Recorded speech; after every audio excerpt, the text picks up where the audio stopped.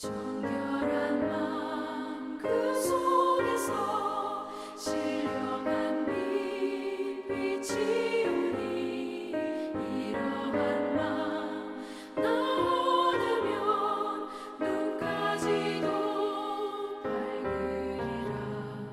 물 가지고 날 씻든지 불 가지고 태우든지 내 영과 다 닦으사 내 모든 죄 열어소서. 못된 행실 다 고치고 악한 생각 다 버려도 주 앞에서 정결하고 사랑치는 못하리라. 물 가지고 날 씻든지 불 가지고 태우든지 내 영과 다 닦으사 내 모든 죄 열어소서.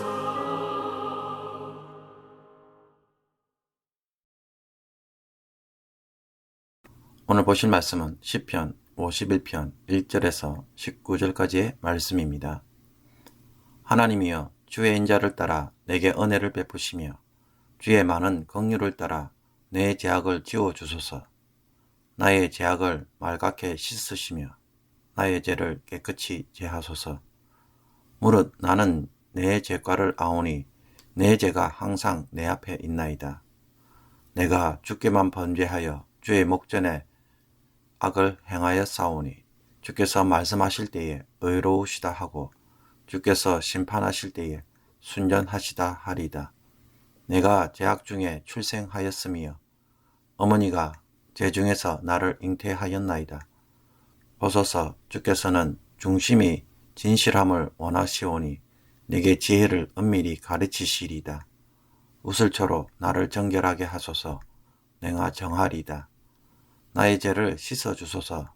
내가 눈보다 희리이다.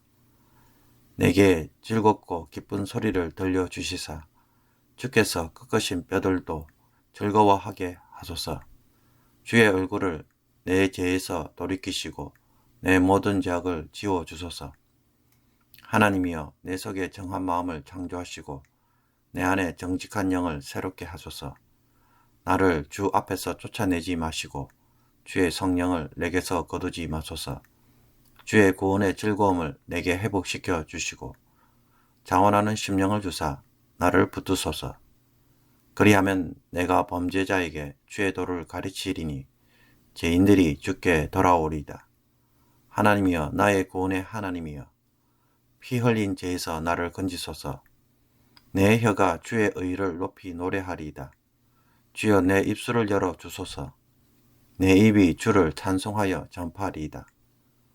주께서는 제사를 기뻐하지 아니하시나니 그렇지 아니하면 내가 드렸을 것이라. 주는 번제를 기뻐하지 아니하시나이다. 하나님께서 구하시는 제사는 상한 심령이라. 하나님이여, 상하고 통회하는 마음을 주께서 멸시하지 아니하시리이다. 주의 은택으로 시온의 선을 행하시고 예루살렘 성을 쌓으소서. 그때 주께서 의로운 제사와 번제와 온전한 번제를 기뻐하시리니 그때에 그들이 수소를 주의 제단에 드리이다. 아멘. 과거에 이 시편을 읽을 때는 단순히 하나님 앞에서 회개를 하는 한 성도의 입장에서 읽고 큰 감동을 받았습니다. 회개 기도는 이렇게 해야 한다는 것을 다윗에게서 배운 저는 참으로 이 회개 기도가 진실하고 아름다운 기도문이었습니다. 그러나 나이가 들어서 다시 시편 51편을 그 배경과 함께 묵상해 볼 때 다윗의 회개 기도는 그냥 만만하게 읽을 수 있는 회개 기도가 되지 못하였습니다. 다윗은 전쟁을 하기 좋은 시즌에 자신들의 부하들을 보내고 자신은 왕궁에서 거닐고 있다가 우연찮게 바세바가 목욕하는 장면을 보고는 그녀를 자신에게 데려와서 동침을 합니다. 왕이라는 권력을 이용해서 자신의 성적 욕망을 채운 것입니다. 그리고 바세바가 임신을 하자 이 모든 사실을 감추기 위해 바세바의 남편 우리아를 전쟁터에서 죽게 만듭니다. 그리고 장례가 마치자마자 바세바를 왕궁으로 데려와서 아내로 삼습니다. 다윗이 저지른 이 일은 참으로 심각한 범죄 행위입니다. 권력을 가진 자가 권력의 힘으로 아무런 힘도 없는 한 가정을 팔매시키고 살인까지 저지른 엄청난 죄악입니다. 어느 나라의 입장에서 본다면 대통령이라고 해도 당장 그 자리에서 물러나서 감옥에 가야 할 중대 범죄입니다. 아마도 1년 내내 수많은 사람들이 이 일을 한 사람을 두고 욕을 하고 절대로 용서해서는 안 된다는 말부터 할 것입니다. 모두 우리아의 억울한 죽음을 어떻게 해서든지 보상하는 방식으로 다윗을 처벌해야 한다고 생각할 것입니다. 그런데 이런 범죄를 저지른 다윗이 오늘 본문에 등장하는 회개기도 한편으로 모든 상황을 종결시키려고 한다면 어떻게 될까요? 이 기도에 하나님이 용서해 주신다고 한다면 피해 당사자의 입장에서는 어떤 마음이 들까요? 다윗의 이 회개 기도를 들으면서 우리도 이와 같은 회개 기도를 하면 하나님이 용서해 주실 것이라고 쉽게 결론 짓는다면 어떻게 됩니까? 다윗은 나단 선지자를 통해 자신의 죄악이 드러나고 하나님의 심각한 징계를 받게 됩니다. 이제 내가 나를 업신여기고 햇사람 우리아의 아내를 빼앗아 내 아내로 삼았은즉 칼이 내 집에서 영원히 떠나지 아니하리라 하셨고 여호와께서 또 이와 같이 이르시기를 보라 내가 너와 내 집에 재앙을 일으키고 내가 내 눈앞에서 내 아내를 빼앗아 내 이웃들에게 주리니 그 사람들이 내 아내들과 더불어 백주에 동침하리라. 너는 엄밀히 행하였으나 나는 온 이스라엘 앞에서 백주에 이 일을 행하리라 하셨나이다 하니 이 말에 다윗은 자신의 죄를 시인하고 하나님은 다윗에게 죄를 용서하심으로 당장 죽이지는 않습니다. 대신에 바세바를 통해 낳게 되는 아들이 죽는 고통을 겪게 됩니다. 자신의 범죄로 자신의 아들이 죽는 것을 경험하게 된 다윗은 금식과 땅에 엎드려 회개하지만 그럼에도 불구하고 자식은 죽습니다. 시편 51편은 바로 이 배경하에서 묵상되어야 합니다. 안 그러면 이 회개 기도는 회개에 대한 멋진 표현들로 가득 찬 전혀 회개 같지 않는 기도가 됩니다.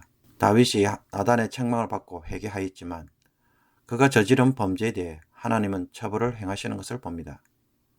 그러므로 이것이 말하는 것은 회개 기도는 처벌 면제용이 아니라는 것입니다. 회개를 통한 용서는 하나님의 심판과 징계를 대신하는 것이 아닙니다.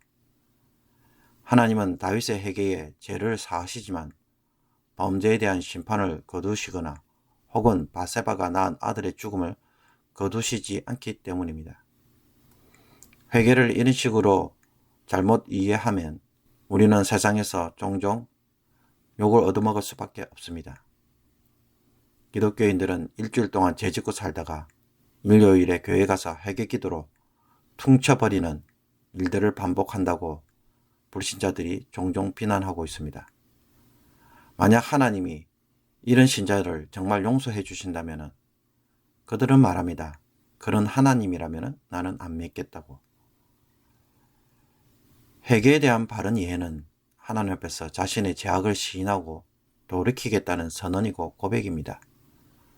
처벌을 회피할 수 있는 도구가 아닙니다. 하나님은 우리가 회개할 때에 다시 회복할 기회를 주는 근거로 삼지 심판이나 징계를 중단할 근거로 삼지는 않기 때문입니다. 성도의 회개 한마디에 앞뒤 분별 없이 무조건 용서해 주시고 처벌을 면제해 주시는 하나님으로 우리가 만든다면 다윗의 범죄는 죄악이 아닌 그저 사람이 행할 수 있는 실수로 여겨질 수밖에 없습니다.